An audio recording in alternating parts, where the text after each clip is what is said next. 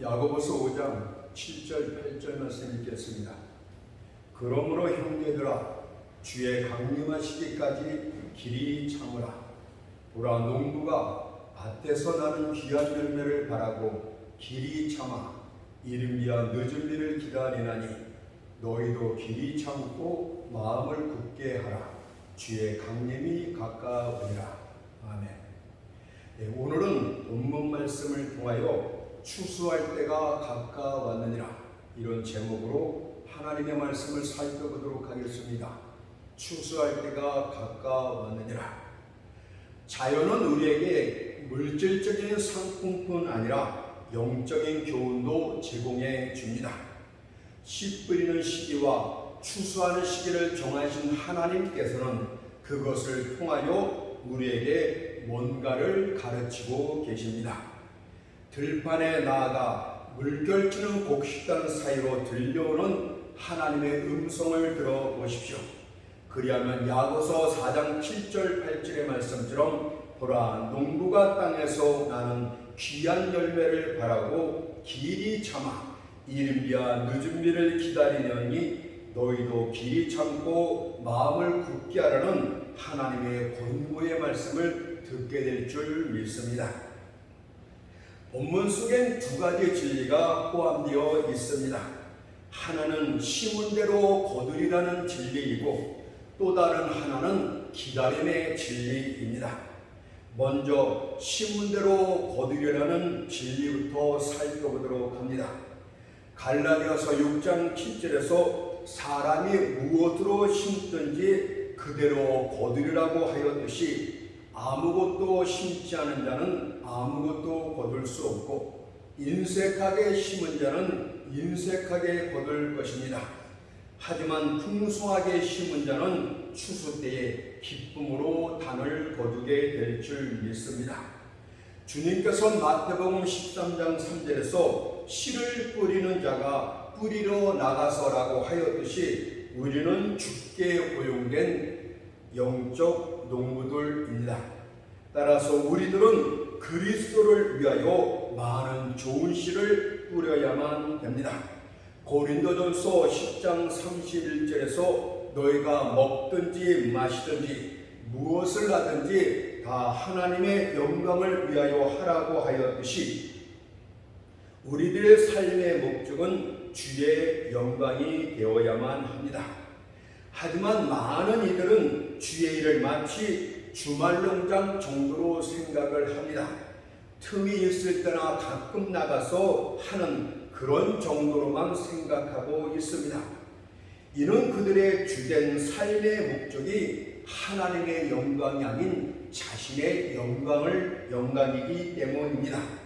그러나 만일 여러분이 하나님의 일을 그런 정도로 생각하고 있다면 여러분들은 성도가 아닙니다. 비록 여러분이 이 땅에서 가장 큰 부자로 살고 있다 할지라도 비록 다른 사람들보다 공중 높이 자기 이름을 높였다 할지라도 그것은 성도의 삶이 아닙니다. 성도라는 것은 이전에는 자신과 자기 가족만을 위해서 살았지만 이제는 하나님의 영광만을 위해서 사는 자입니다.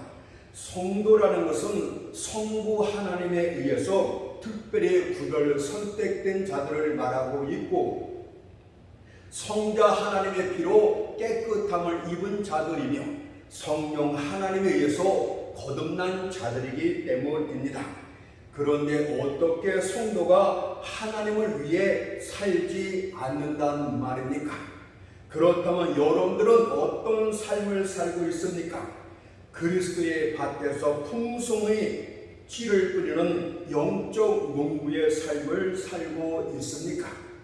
농부가 씨를 뿌렸다는 것은 큰 희생이 있었다는 뜻입니다.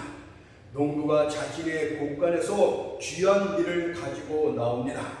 그리고 귀한 비를 아낌없이 땅에 뿌립니다. 따라서 그는 땅에 뿌린 만큼 가난해졌습니다. 이런 가족들을 위해 빵을 만들 수 있는 밀이 그만큼 줄어들었기 때문입니다. 어떤 이는 주가 쓰시겠다는 말씀에 순종하여 그분이 원하는 것을 기꺼이 드렸습니다.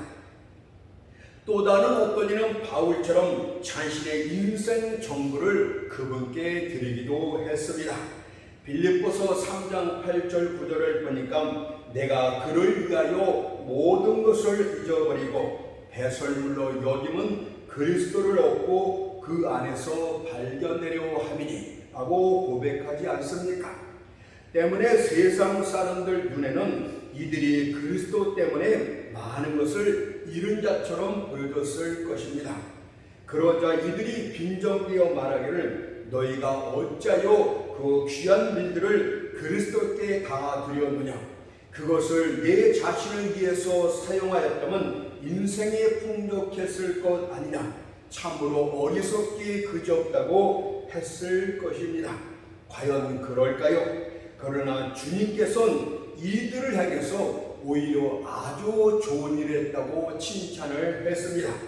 한 여인이 식사하는 주님의 머리에 귀한 향유 옷값 하나를 모두 붓게 됩니다.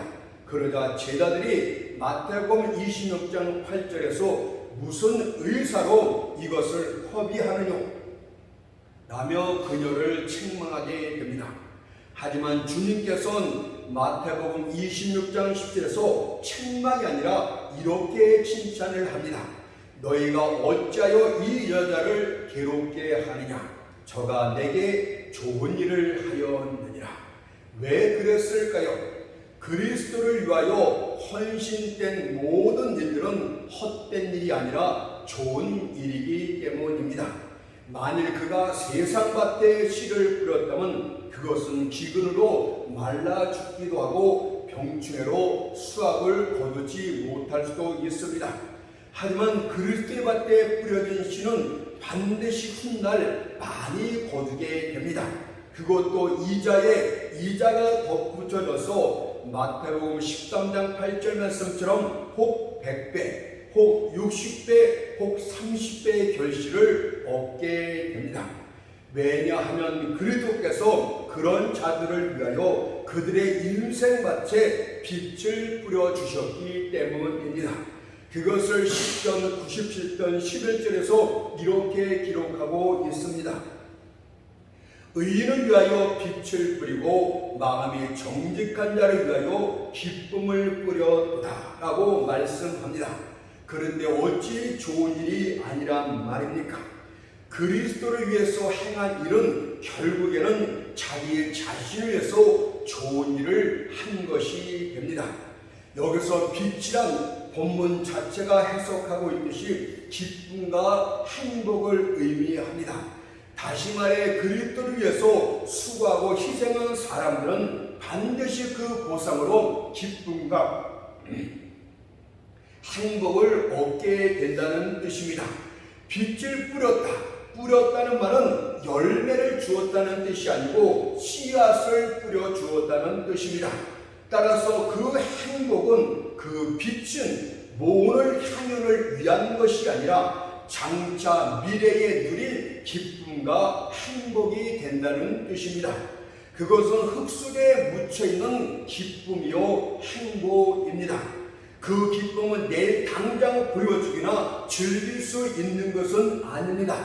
마치 화덕 위에서 구워진 빵처럼 지금 식탁에 펼쳐질 기쁨은 아닙니다. 다만 미래의 인생 가운데 나타날 기쁨과 행복이 될 것입니다.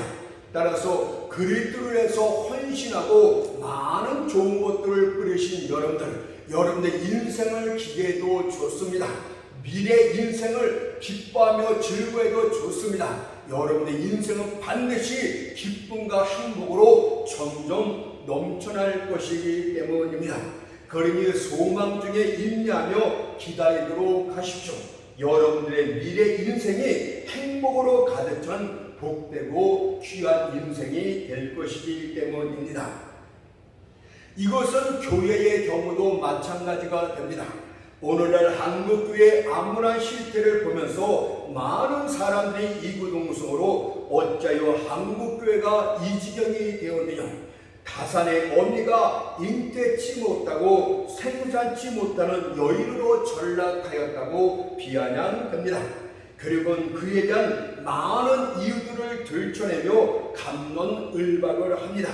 하지만 본질적인 사실은 하나밖에 없어요.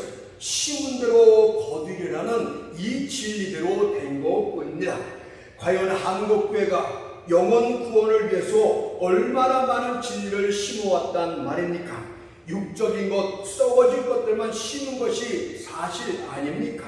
과연 한국교회가 영혼 구원을 위해서 얼마나 열심을 냈단 말입니까? 사단의 쟁기는 그의 넓은 밭 이 끝에서 저 끝까지 쉴 수 없이 오가고 있었지만 교회의 쟁기들은 저쪽 밭고랑에 녹슨 채 오래도록 놓여 있었던 것이 사실 아닙니까? 그런데 어떻게 교회가 귀한 일을 거두기를 생각할 수 있단 말입니까? 찌르는 가시와 엉겅퀴들만 무성한 것이 당연하지 않겠습니까? 교회가 새 신자를 교회 내로 이끌어들이지 못하냐면 교회의 심장은 그 박동이 점점 약해지고 교회 전체 조직은 쇠퇴하고 맙니다. 교회는 다른 것을 선택할 권한이 없어요. 영적 자녀를 생산하든지 아니면 죽든지 둘 중 하나를 해야 됩니다. 열매를 많이 맺든지 아니면 썩든지 둘 중 하나를 해야 됩니다. 한국 교회들이요, 지금의 상황을 이상하게 보지 마십시오. 다른 데서 이유를 찾지 마십시오. 눈앞에 나타난 지금의 현실은 심은 대로 거둔 것 그 자체이기 때문입니다. 두 번째 진리는 기다림입니다. 하나님의 일은 씨 뿌림이 있고 그 다음에 중간이 반드시 기다림의 과정이 있습니다. 그런 후에 도단함, 즉 수확이 있게 되는 것입니다. 따라서 씨를 뿌리신 여러분들, 이 기다림의 과정을 오늘 본문 권고의 말씀처럼 잘 읽냐고 참을 수 있어야만 되는 것입니다. 저는 특별히 이 말씀을 복음을 전파하는 사역자들에게 적용시키고 싶습니다. 왜냐하면 주님께서 씨 뿌리는 자의 비유를 말씀하실 때 누가복음 8장 11절에서 씨는 하나님의 말씀이요 라고 하셨기 때문입니다. 하나님의 말씀의 씨앗을 뿌리는 자들, 바로 사역자들에게 특별히 하나님이 말씀하는 것이 아니겠습니까? 농부의 기다림은 합리적인 기다림이 됩니다. 그런 땀 흘려 땅을 일구고 씨를 뿌렸기 때문에 기다리는 것입니다. 만일 그가 땅을 일구지도 아니하고 귀한 씨앗을 뿌리지도 않았으면서 땅의 수확을 가져다 줄 것을 기다리고 있다면 그는 멍청이요 바보입니다. 농부는 마늘을 뿌린 것에서 곡식을 기다리지 않습니다. 오직 자신의 뿌린 씨의 열매에만 의존할 따름입니다. 따라서 목회자들은 주님의 이름으로 고귀한 진리만을 뿌려야만 됩니다. 마태복음 13장 24절의 말씀처럼 좋은 씨를 제밭에 뿌리는 사람처럼 천국의 씨앗만을 뿌릴 수 있어야만 됩니다. 재치 있는 솜씨로 공개한 말들을 전하는 것이 아니라 천국 복음만을 전해야만 됩니다. 그래야만 귀한 알곡 같은 영혼들을 훗날 거두게 될 줄 믿습니다. 하지만 천국 진리를 아낌없이 뿌렸음에도 불구하고 곡식단으로 연구는 이삭이 하나도 없을 수 있다는 사실을 기억해야 됩니다. 여러분들도 이사야 선지자처럼 크게 절망하는 가운데 이사야 53장 1절의 말씀처럼 우리의 전한 것을 누가 믿었느냐, 여호와의 팔이 네게 나타나느냐며 부르짖을 수도 있습니다. 저 역시 마찬가지입니다. 나름대로는 하나님의 말씀을 옳게 전하기 위해서 준비하고 말씀의 씨앗을 뿌리고 전도지를 돌리며 모든 수고를 다하였지만 하나님은 우리가 전한 것을 누가 믿었습니까? 여호와의 팔이 도대체 우리에게 나타나야 되는데 누게 나타났단 말입니까? 하나님이 어찌 이럴 수가 있습니까? 게으른 자들에게 오히려 나타나더니 이럴 수가 있습니까? 저도 한탄하며 기도할 때가 너무도 많았던 것이 사실입니다. 도대체 왜 이런 일이 일어난단 말입니까? 그러나 이미 주님께서 이런 일이 있을 수 있음을 씨 뿌리는 비유를 통해서 말씀해 주었어요. 씨 뿌리는 자가 가장 좋은 씨를 준비하여 뿌렸음에도 불구하고 밭이 4가지가 나오는데 4분의 3의 씨앗이 나쁜 곳에 뿌려져 결실을 맺지 못했다고 말씀을 합니다. 길가와 돌짝밭과 가시떨기에 뿌려진 씨앗들은 결실치 못했기 때문에 수확을 얻지 못한 것입니다. 씨앗이 잘못된 것이 아니요, 그들은 참된 복음의 씨앗을 전했습니다. 참된 복음의 말씀을 증거했습니다. 그런데 씨앗이 잘못된 것이 아니라 밭이 잘못됐다고 말합니다. 오직 좋은 땅에 떨어진 씨앗만이 마태복음 13장 23절의 말씀처럼 결실하여 혹 100배, 혹 60배, 혹 30배가 되는 역사가 일어났다고 주님이 말씀하지 않습니까? 그렇다면 자, 우리는 어떻게 해야 됩니까? 약삭빠르게 좋은 밭과 같은 신령을 가진 자들에게만 복음을 전해야 되는 것입니까? 복음을 잘 받아들일 수 있는 그런 장소를 찾아가서 복음을 증거하고 교회를 세워야 되는 것입니까?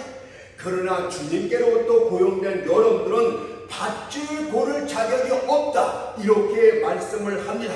왜냐하면 마가복음 16장 15절을 보니까 너희는 온 천하에 다니며 만민에게 복음을 전파라 라고 명령하셨기 때문입니다. 여러분들 정말 옥토 같은 데만 복음의 씨앗을 뿌렸으면 좋을 텐데 너희는 온 천하에 다니면서 또한 만민에게 복음을 전하라고 말씀을 합니다. 온 천하라는 말은 장소를 구별하지 말라는 뜻입니다. 약삭빠르게 신도시 같은 곳, 아파트가 밀접된 지역, 이런 곳만 찾아다니면서 교회를 세우는 약삭빠른 자가 되지 말라는 뜻이 아니겠습니까? 거기에만 하나님의 택한 영혼들이 있겠습니까? 그렇지 않잖아요.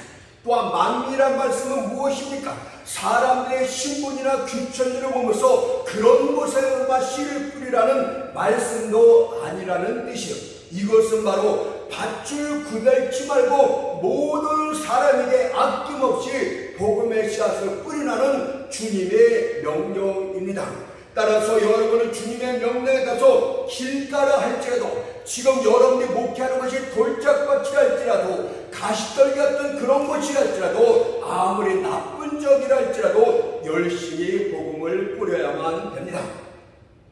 몇 개월 동안 제가 전도자로서 몇 개월 동안 끊임없이 했는데 한 영혼도 오지 않았던 경험을 합니다. 여러분들 그러나 낙심할 필요는 없어요. 좋은 씨를 아낌없이 정말 뿌렸다면 비록 결실이 없을지라도 낭망하지 맙시다. 여러분들 현재 씨를 뿌려서 미래까지 예측하는 어리석은 생각은 갖지 맙시다. 오늘 안 됐기 때문에 미래도 안 될 것이라는 나쁜 판단, 어리석은 판단은 하지 맙시다. 내가 오래도록 좋은 씨를 뿌렸을 때 결실이 하나도 없으니 이후로는 씨 뿌린 일을 그만둬야지 라고 해서는 안 됩니다.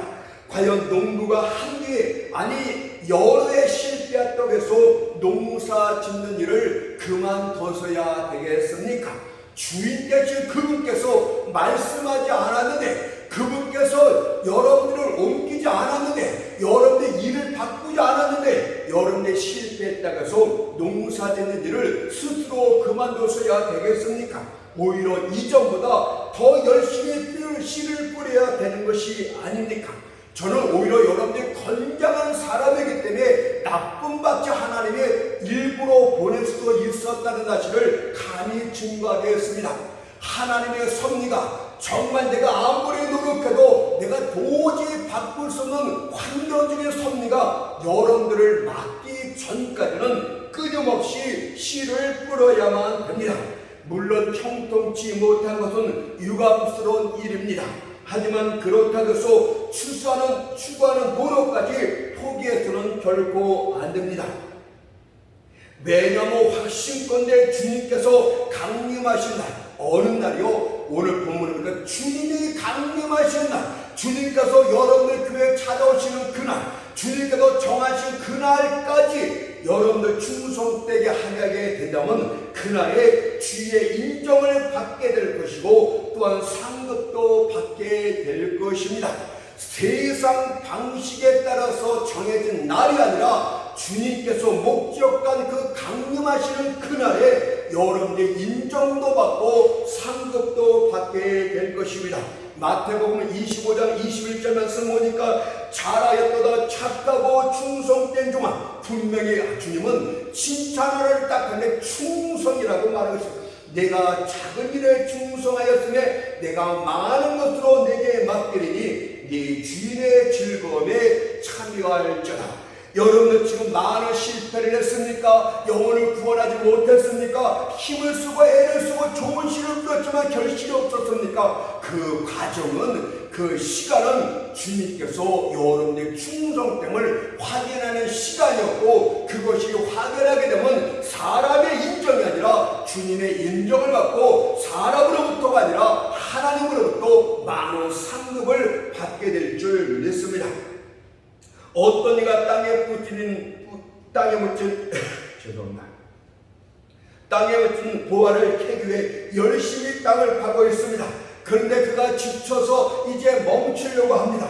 한두 번 삽질만 더하면 쨍그랑하고 보물이 쏟아져 나올 텐데 멈추려고 합니다.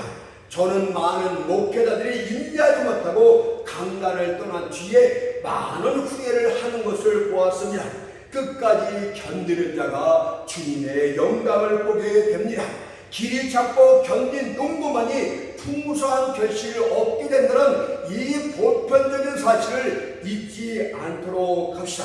그래서 야고보서 5장 7절에서 그러므로 형제들아 주의 강림하시기까지 주님이 강림하시게 되어 성령께서 오시는 그날까지 길이 잡아라. 보라 농부가 땅에서 나는 귀한 열매를 바라고 길이 참아 이른 비와 늦은 비를 기다리느라고 하였듯이 지금 아무 결실이 없을지라도 길이 참도록 하십시오.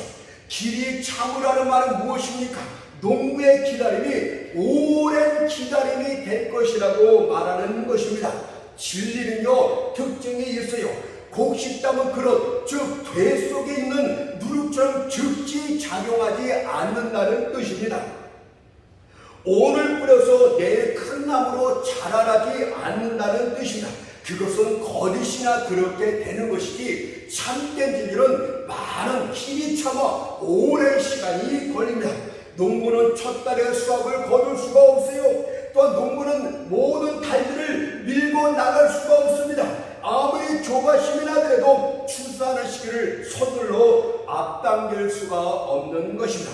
그러니 어느 때까지 주의 강림하시는 그날까지 기다리도록 하십시오. 성령과도 불같이 바람같이 임하시는 그날까지 기다리도록 하십시오. 집주인이 돌아와서 여러분에게 상을 줄 때까지 진리의 등불을 잘 손질하고 등불이 계속 타오르도록 진리가 계속 타오르도록 열심히 노력하도록 하십시오. 그것이 여러분에게 주시는 교훈요 권고의 말씀이 됩니다. 물론 오랜 기다림이 있게 되면 쉬운 대로 거두려는 하나님의 약속에 의심이 가게 됩니다.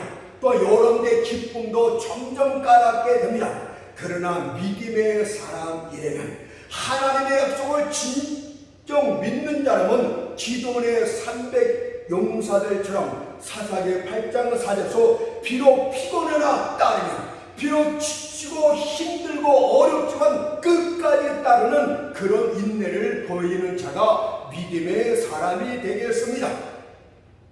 여러분들은 오래지 않아 현재의 시련과 실패에서 벗어날 행복한 탈출구를 반드시 발견하게 됩니다. 그래서 다니엘서 12장 13절에서 끝날에는 네 업을 누릴 것임이라고 분명히 말씀하고 있듯이 수고하고 애쓴 여러분이요, 하나님의 말씀에 좋은 식을 아낌없이 뿌리신 여러분이요, 끝날에 주님의 강림하시는 해 네 업을, 네게 허락한 축복을 누릴 것이라고 말씀하고 계십니다.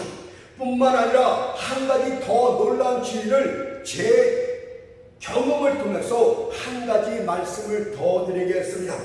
믿음의 인내를 계속하게 되면 추수 때까지 하나님의 영광이 나타날까지 하나님이 여러분들을 책임진다는 것을 기억하도록 하세요.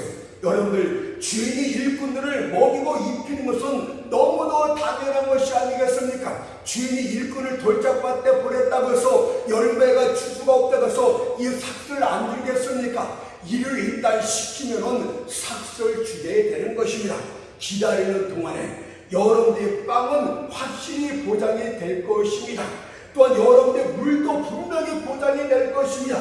또한 주님을 가만히 보니까 제 경험상 자주 고기도 먹이셨다는 것을 간이 고백을 합니다. 따라서 짧은 날과 길고 긴 밤이 항상 우울하지는 않을 것입니다.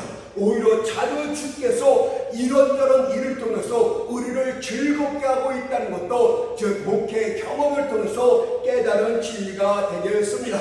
찬송가 513장의 그 내용이라고 생각이 듭니다. 너희 마음에 슬픔이 가득 차도 주가 즐겁게 하시랴. 아침에 같이 빛나는 마음으로 너 십자가 지고 가라. 즐거운 마음으로 십자가 지고 가라. 내가 기쁘게 십자가 지고 가면 슬픈 마음이 위로받네. 그러니 용기를 갖도록 하십시오. 여러분들 추수 때까지 반드시 하나님의 섭리 중에 이런저런 방법을 통해서 여러분들 먹이시고 입히시고 광야 생활을 끝나는 그날까지 여러분들 돌봐주실 줄로 믿습니다. 그러니 주가 나타날 때까지 기다리십시오. 그날이 오는 그동안 기다리던 길고 지루한 겨울도 단지 짧은 순간처럼 느껴지게 될 것입니다. 여러분의 잠시 동안 발휘했던 작은 인내들이 아무것도 아님을 깨닫게 될 것입니다. 그것은 마치 어린아이가 세상에 태어날 때에 어머니가 겪었던 진통과 같은 것이 될 것입니다. 그러니 안달하지 말고 기다리십시오. 초조한 마음으로 피를 냉각시키거나 마음을 아프게 할 필요가 없습니다. 도리어 마치 철갑을 입은 전사처럼 인내로 옷을 입도록 하십시오. 조급한 자는 가질 것이 없지만은 인내하는 자는 가장 좋은 것을 얻을 때 맨 나중에 얻게 될 줄 믿습니다. 그러므로 하나님의 일이 손해인 것처럼 느껴질 또한 그동안의 모든 하나님의 일들이 손해인 것처럼 느껴질지 모르겠지만 오히려 하나님의 은혜 가운데서 위대하고 영광스럽게 끝나게 되는 그 결과를 여러분들이 목도하게 될 줄 믿습니다. 두 번째의 기다림은 어떤 기다림입니까? 첫 번째는 합리적인 기다림이라고 말씀을 드렸어요. 내가 뿌렸기 때문에, 내가 읽었기 때문에 반드시 열매가 돌아오는 합리적인 소망의 기다림이었습니다. 두 번째 기다림은 본문을 보니까 눈을 위를 향해 들고 성령의 임하심을 기도하는 중에 기다리라고 말씀을 합니다. 야고보서 5장 7절에 귀한 열매를 바라고 길이 참아 이른 비와 늦은 비를 기다리나니, 여러분들 세속적인 농부의 경우에는 이른 비와 늦은 비를 꼭 기다려야만 됩니다. 자신이 아무리 땅을 경작을 잘하고 씨를 뿌렸다 할지라도 하늘에서 이른 비와 늦은 비가 내려지지 않으면 아무 소용이 없어요. 그는 바로 자신이 통제할 수 없는 하늘의 비를 철저히 의존해야 되는 것입니다. 왜냐하면 땅을 적셔주는 비구름의 열두는 농부의 허리춤에 있는 것이 아니라 여호와 하나님의 허리춤에 있기 때문입니다. 만일 하나님께서 구름에게 명령하지 않는다면 구름도 땅에게 말하지 않을 것이고 땅도 곡식에 말하지 않을 것이며 곡식도 농부에게 기쁨의 단어를 말하지 않게 됩니다. 이와 마찬가지입니다. 영적 농부도 하늘의 비에 빗댈 수는 성령의 임자심이 없으면 비록 그가 모든 쟁기질을 열심히 하며 모든 파종을 열심히 했다 할지라도 아무 소용이 없게 되는 것입니다. 따라서 영적 농부는 항상 위를 바라보면서 기도하는 중에 성령의 임자심을 강구해야 됩니다. 성령의 임자심이 없다면 교회 공은 절대 불가능합니다. 우리는 지식층이라 불려지는 타락한 무리들을 우리 힘으로는 개심시킬 수가 없어요. 우리는 이 시대의 무딘 감각과 불성증과 완악감을 바꿀 수가 없어요. 성령께서 도와주셔야만 됩니다. 또한 여러분들 지금까지 인내하는 것도 여러분들의 성품이 아니라 궁극적으로 따지면 성령의 역사였기 때문에 성령의 인도하심과 성령의 인도를 계속 구해야 됩니다. 성령이 함께 하시기 때문에 인도하고 견딜 수 있는 것입니다. 성령이 그때그때 소망과 위로를 주시기 때문에 지금의 고난 속에도 평강을 유지할 수 있었다는 사실을 인정해야 됩니다. 처음에 인내부터 마지막 인내까지 모두가 성령의 역사였다는 사실을 여러분들이 기억해야 됩니다. 돌이켜 보십시오. 내가 그때 이거를 참고 인내할 수 있었던 거, 내가 그것을 견딜 수 있었던 것이 성령께서 내게 함께 하시고 내게 인내의 마음을 주셨기 때문에 그렇구나. 그러니 항상 기도의 매질을 하십시오. 말씀을 증거해서 여러분이 아무것도 결실이 없다 할지라도 성령을 항상 구하도록 하세요. 그분이 여러분들 마음을 붙잡아 주어야만 말씀을 옳게 전할 수가 있고, 여러분들 마음을 붙잡아 주어야만 힘을 얻을 수 있고 평강을 얻을 수 있기 때문입니다. 뿐만 아니라 하나님의 정한테 큰 물결했던 교회풍 역시도 성령으로 말미암기 때문입니다. 성령께서 환경을 움직이는 선리로 역사야만 영혼들이 들어오기 시작을 합니다. 그래서 학교에서 2장절 말씀 보니까 나 만물의 여호와가 말하노라. 조금 있으면 내가 하늘과 땅과 바다와 육지를 진동시킬 것이요 또한 만국을 진동시킬 것이라고 말씀하시더라. 엄청난 진동이 성령과 함께 일어나야 됩니다. 요즘은 코로나로 인해서 교회들이 예배를 드리지 못하고 그로 인하여 많은 영혼들이 교회를 떠나고 있습니다. 물론 예배를 세상 권세로 제한한 것에 대해서는 하나님의 판단이 훗날 있게 될 것이며, 그렇지만 이것은 또 한 가지 이유가 있는데 바로 교회에 대한 하나님의 정화 작업이 시작되었다, 이렇게 믿으면 되겠습니다. 마치 지금 하나님께서는 이 코로나라는 채찍을 통해서 곡식을 채질하고 있는 것과 똑같습니다. 채 속에 있는 곡식들이 하늘에 올라갔다 땅에 떨어지면서 이리저리 뒹구는 채질을 당할 때 그들은 정신을 차릴 수가 없을 것이에요. 그러나 채질에 의해서 제거되는 것은 완벽일 뿐, 진짜 하나님의 성전이 곡식 나다들은 하나도 땅에 떨어지지 않을 것임을 말씀하고 있어요. 아모스 9장 9절을 보세요. 내가 명령하여 이스라엘 족속을 만국 중에 채자들을 곡식을 채질함 같이 하려니와 그 한 알갱이도 땅에 떨어지지 아니하리라. 이 말씀의 진리라면 무슨 뜻입니까? 하나님은 코로나라는 이 체질을 통해서 알곡과 가라지를 가리게 되면, 만일 코로나로 인해서 한국교회가 텅텅 비게 된다면 그것은 교회들이 지금껏 쭉정이만 키웠다는 증거입니다. 진짜 알곡들은 어떤 상황, 어떤 체질에서도 하나도 교회를 떠나지 않고 믿음을 저버리지 않는다면, 여러분 이런 이 코로나 체질을 통해서 교회가 텅텅 비게 된다면 사역자들이야, 여러분들 전부 정말 알곡이 아니라 쭉정이만 놓고 목회를 하고 쭉정이에 대해서만 여러분들 아부했다는 것을 인정해야 됩니다. 저는 궁금하기도 합니다. 교회가 나중에 이것이 다 끝난 다음에 어떤 결과로 나올지, 교회가 서구교회처럼 통통 빌지 아니면 알곡들로서 꽉꽉 찼지 저는 궁금하기도 합니다. 여러분들, 또 이 코로나는 또 한 번의 이유가 있는데 하나님의 숨겨진 부하들을 모으는 소집 명령이라고도 할 수 있겠습니다. 왜냐하면 하나님께서 하늘과 땅과 만국을 진동시킨 다음에 만국의 보배들을 모을 곳이라고 학개서 2장 7절에서 말씀하고 있기 때문입니다. 그동안 잠자했던 하나님의 백성들이 만국의 보배들이 깨어나게 될 것입니다. 그때 그들은 자신들을 돌아보면서 내가 과연 바른 길을 가고 있었던 것인가, 내 신앙에 문제점은 없었던 것인가 라면서 면밀하게 자신을 성찰하게 될 것입니다. 그리고 진지하게 기도하게 될 것이고 성령의 인도함을 받으면서 참된 하나님의 교회로 나아가게 될 줄 믿습니다. 여기에 나무 조각과 쇠못이 뒤엉켜 있습니다. 거기에 강한 자석을 갖다 대보십시오. 그러면 쇠못만 끌려오는 것이 아니겠습니까? 만국을 진동시키는 이런 일이 있은 다음에 참된 만국의 보배들이 성령의 인도함을 받게 될 줄 믿습니다. 자, 그렇다면 진실되게 열정대로 복음을 전파하였으되 오래 끓여 참고 인나여 지비를 뿌렸을 때 결실이 없는 경우는 왜 그런 것입니까? 여러분은 이와 관련해서 주의 음성을 들을 줄 알아야 됩니다. 주님께서는 이런 이들에서 다음과 같이 말씀하고 계십니다.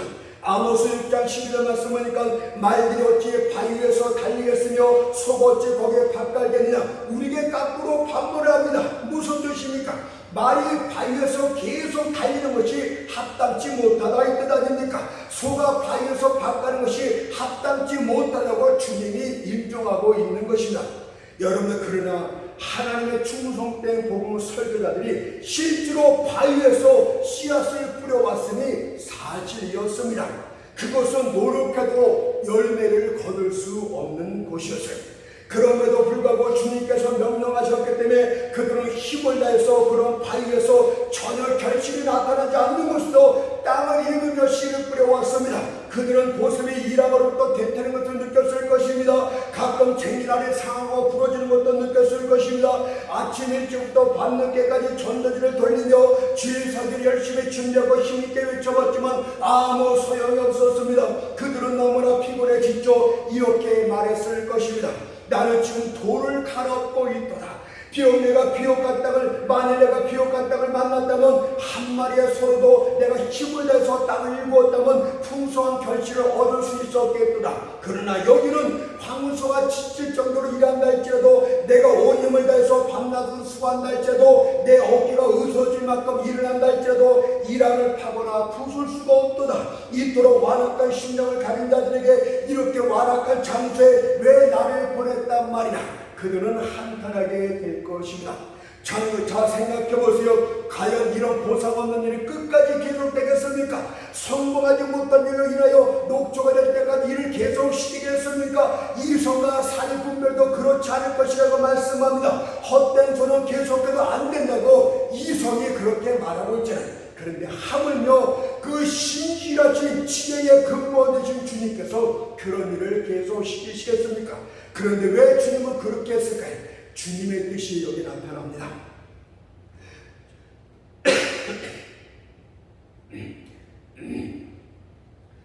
주님께서 베스다와 고라신에서 많은 권능을 행했습니다.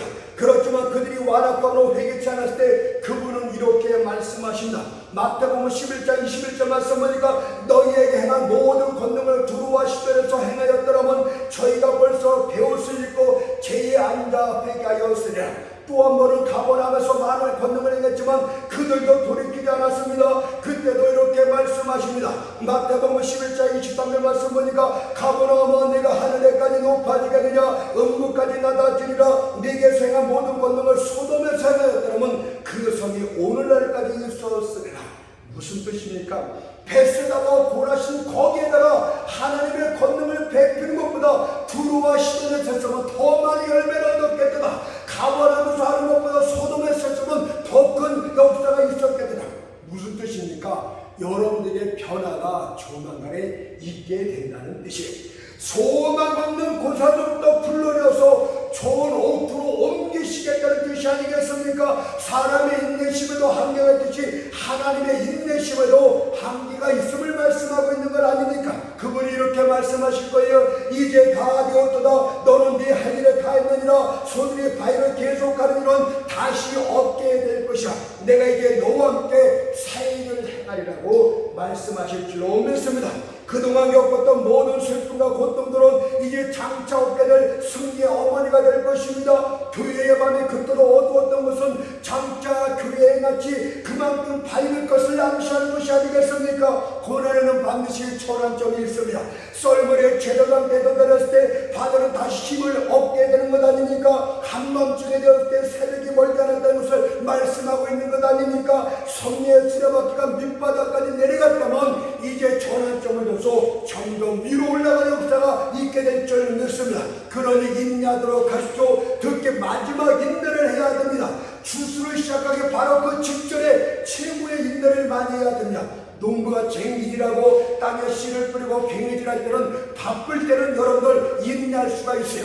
그러나 모든 자기가 할 만큼 다 한 다음에 아무 할 일이 없을 때는 인내하는 것이 대단히 어렵습니다.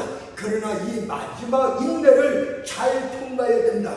싸움을 다 한 후에, 경주를 다 끝난 후에, 막간 일을 한 다음에 내가 이제 할 만큼 모든 것을 다 했다. 이때가 마지막 인내를 해야 되기 때문에 이 마지막 인내를 통과하게 되면 하늘에 계신 주께서 이제 추수할 때가 되었으니 낯을 들라고 말씀하게 될 줄 믿습니다. 이것이 바로 진리로 심은 자가 거둘 약속의 축복입니다. 히브리서 10장 35절 37절 말씀하니까 그러므로 너희 담담을 버리지 마라. 이것이 큰 상을 얻느니라. 너희에게 인내가 필요하면 너희가 하나님의 뜻을 행하는 데 약속을 받기 위함이라. 잠깐 후면 오시리가 오시니 지체하지 아니하시리라. 아멘. 여러분들 이제 추수 때가 다 되었습니다. 이제 여러분들 힘을 내어서 이 마지막 인내를 잘 견딜 자는 하나님의 백성이 되어 줄 믿습니다.